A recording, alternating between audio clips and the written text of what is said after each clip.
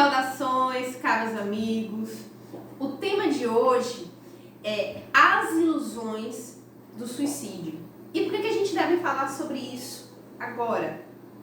Porque nós vivemos num momento de grande isolamento social e não bastasse isso, nós sabemos que a crise financeira que o país vive certamente levará ao desequilíbrio emocional de muitas pessoas. Aliás, o que já está acontecendo agora.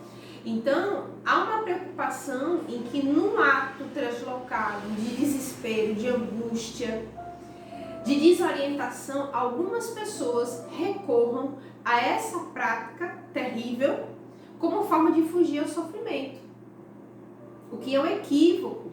Além disso, há uma preocupação no pós-pandemia por conta das perturbações psicológicas que esse momento que nós estamos vivendo trará para a sociedade, para um grande número de pessoas. Então, é pertinente sim falarmos a respeito do suicídio nesse momento.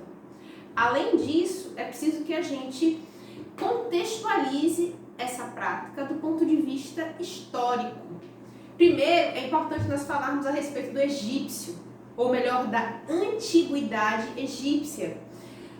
Nas primeiras dinastias faraônicas, havia um costume cruel de que quando o faraó morria, ou algum membro da realeza, o seu séquito era convidado a suicidar-se para acompanhá-lo no post-mortem, para servi-lo. Ou seja, todo o séquito deveria suicidar-se para acompanhar o faraó ou qualquer outro membro da realeza. Então, era um costume cruel porque nem sempre a pessoa queria suicidar-se. E ela era obrigada, agredida, molestada fisicamente e enterrada, por assim dizer, junto com um membro da realeza. Ainda bem que esse costume ele foi abolido por volta da 3ª ou 4ª dinastia. Se eu estiver equivocada, por favor, alguém me mande um direct. Esse costume foi encerrado e ao invés das pessoas serem obrigadas a suicidarem-se, eles criaram o chamado Ushabti, ou Shabti, que eram pequenas estatuetas em aspecto mumeiforme que representavam esses servidores e que iriam, vamos dizer assim, essas estatuetas personificar os servos daquele indivíduo que falecia no post-mortem para auxiliá-lo. Então, isso é uma curiosidade que poucas pessoas sabem disso. Além do Egito Antigo, a gente precisa falar também dos japoneses, porque há o chamado harakiri ou seppuku, que, na verdade, o ato do suicídio entre os japoneses é peculiar porque ele geralmente está associado a um significado de valor e vingança. O suicídio para eles tem uma larga associação com a salvação do nome ou da honra da pessoa ou de sua família. Eles não têm, na verdade, essa bússola interna que nós cristãos temos de culpa. Então, o Japão é o tipo de sociedade onde existe um certo prestígio social associado ao suicídio, que é um absurdo. Basta a gente lembrar dos kamikazes japoneses, né, que se atiravam ao inimigo com seus aviões e morriam junto para defender a sua pátria, né? Lembrando que o harakiri era considerado também um privilégio, porque o harakiri, na verdade, é uma maneira muito peculiar de suicídio, no qual a pessoa ela eviscera-se, é uma morte lenta. Né? E era um privilégio das classes superiores, em especial dos samurais, para não morrerem nas mãos dos inimigos. Isso são questões, são comentários históricos, só para a gente conceituar o tema. Vale dizer também um pouquinho a respeito da Roma Antiga. Na Roma Antiga, o suicídio era uma forma de morrer, vamos dizer assim, com uma certa predileção pelos políticos. E quem disse isso foi Tácito, que foi um grande historiador e orador e político romano. Por quê? Porque quando você era condenado à morte, além de sofrer uma execução pública extremamente desonrosa, o testamento do condenado não era respeitado e seus bens eram confiscados pelo Estado. Então, se o indivíduo estava condenado, era preferível que ele se suicidasse, porque dessa forma lhe era dado um sepultamento digno e o seu testamento era respeitado, os seus bens iriam ser destinados aos herdeiros. Isso é uma coisa interessante que a gente precisa mencionar.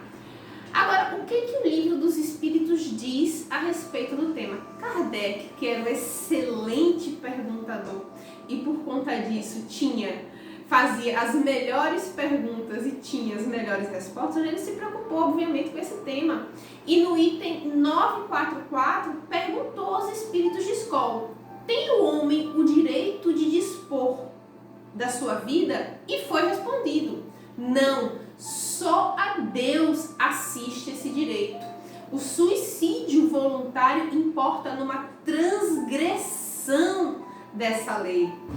Olha que coisa, que mensagem tão contundente.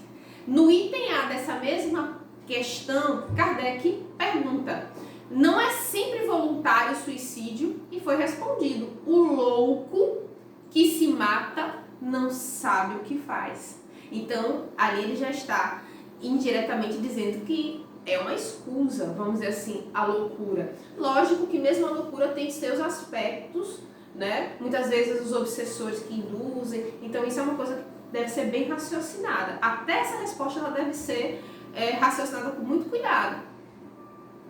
Pois bem, no item 944, ou no item 946, perdão, do Livro dos Espíritos, item A, Kardec pergunta: os que hajam conduzido o desgraçado a esse ato de desespero sofrerão as consequências de tal proceder?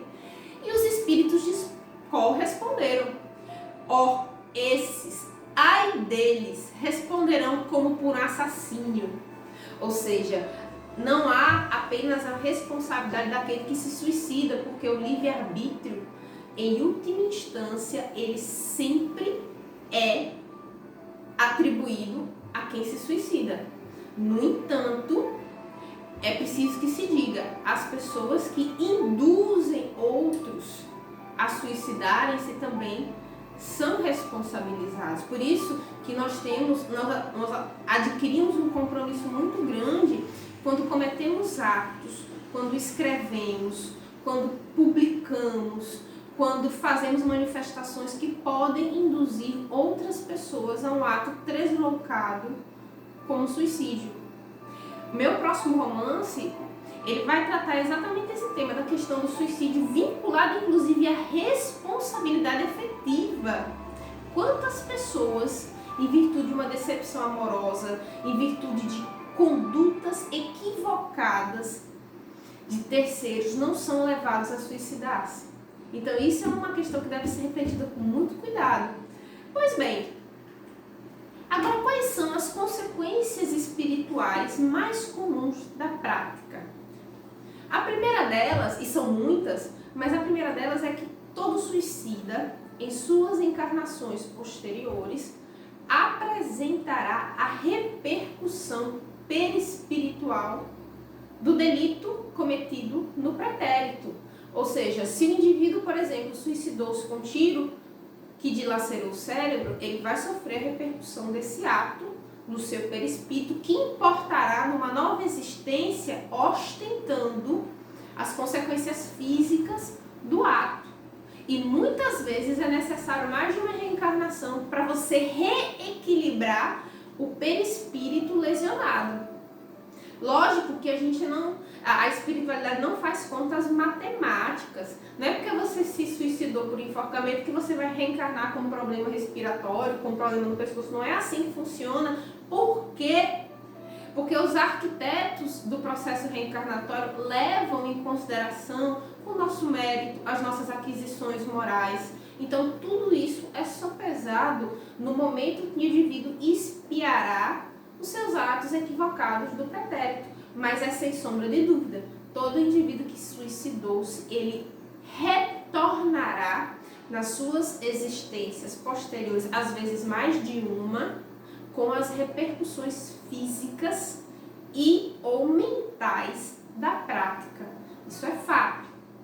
Além disso, é preciso dizer que na literatura espírita há muitos relatos de indivíduos que, quando se suicidam, em virtude do ceifamento abrupto da vida corpórea, ou seja, o vínculo energético entre espírito e corpo físico, ele não se dá de modo imediato em tais casos, e por conta disso, o indivíduo muitas vezes acompanha o seu espírito vinculado ao corpo físico, acompanha a decomposição corpórea dos despojos. São relatos de muito sofrimento, inclusive, mas é preciso dizer que também nesses casos a matemática divina não é exata. Nem todo espírito que se suicida ficará vinculado ao corpo físico, acompanhando a deteriorização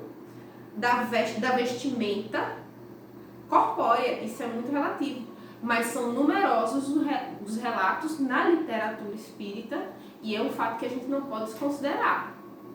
Mas também é preciso dizer que as aquisições morais do indivíduo, seus méritos pessoais influenciam e nem sempre, ou seja, ele vai vivenciar esse flagelo. Uma outra questão que é preciso dizer é que o espírito do indivíduo que desencarna por meio do suicídio, ele é um espírito extremamente deletério para os demais. A sua presença entre encarnados e mesmo entre desencarnados no umbral, que não ceifaram a própria vida, ela é extremamente perturbadora. É uma presença muito densa, em virtude do seu grau de desequilíbrio, de perturbação. Por isso, é fato que há regiões no umbral destinadas a esses indivíduos, como foi relatado no livro de Ivone do Amaral Pereira, Memórias de um Suicida, do Vale dos Suicidas. Mas aquela não é a única região destinada a estes indivíduos. Há diversas regiões espalhadas pelo umbral que se destinam a reunir por afinidade os indivíduos nessa condição, porque a presença deles é extremamente perturbadora entre os demais, encarnados e desencarnados. Esse é um fato e é relatado em diversas obras da doutrina espírita e obras de renome. E eu citaria que a principal delas é justamente Memórias de um Suicida, psicografia de Ivone do Amaral Pereira e de autoria atribuída a Camilo Castelo Branco e Leon Denis. Ivone do Amaral Pereira foi uma médium fantástica, escreveu, ou melhor, psicografou obras belíssimas, e ela também era um espírito comprometido com a questão do suicídio. Então essa obra, Memórias de um Suicida, é uma obra extremamente densa, não é para espíritos mais sensíveis, mas é importantíssima a sua consulta, porque relata minuciosamente o suicídio de um indivíduo que, não suportando o fato de ter ficado cego, atirou contra a sua cabeça, deu um tiro na cabeça, por assim dizer, e vivenciou todo o flagelo, todo o processo expiatório da desencarnação em virtude do ceifamento da sua própria vida. Fantástica essa obra. Uma outra obra que eu adorei, eu não conhecia a escrita desse autor, mas agora recomendo com toda a tranquilidade do mundo, Luiz Gonzaga Pinheiro, professor de ciência e matemática, escritor profícuo, palestrante espírita, e a obra Suicídio, a falência da razão, ela esmiuça do ponto de vista da doutrina codificada por Kardec, né, a questão do suicídio, e ele traz diversos relatos interessantíssimos. Foi uma das que eu consultei para escrever minha nova obra, que em breve será lançada. Então eu recomendo tranquilamente, de olhos fechados, leiam, e esse é um momento oportuno para a gente se atentar a esse tema. Agora, para encerrar, há um caso muito interessante que foi vivenciado por Kardec em abril de 1860. Era um dia cinzento, frio. Kardec estava em casa vestido no seu elegantérrimo robe de chambre, mas estava desalentado, porque a missão de codificar a doutrina espírita era um fardo, foi uma missão bastante dura. Ele recebia muitas críticas, ele era atacado por todos os lados, mas ele cumpriu, ele foi até o final, ele venceu. No entanto, naquela manhã ele estava desanimado, porque ele era humano, inteligentíssimo, mas um ser humano como qualquer um de nós. E Amélie, Gabi, melhor dizendo, colocou em suas mãos uma encomenda, um pacote que ele abriu, e era uma versão do Livro dos Espíritos ricamente encadernada, belíssima. Quando ele abriu essa versão do Livro dos Espíritos, estava escrita a seguinte dedicatória: com a minha gratidão remeto-lhe o livro, anexo bem como a sua história, rogando-lhe, antes de tudo, prosseguir em suas tarefas de esclarecimento da humanidade, pois tenho fortes razões para isso.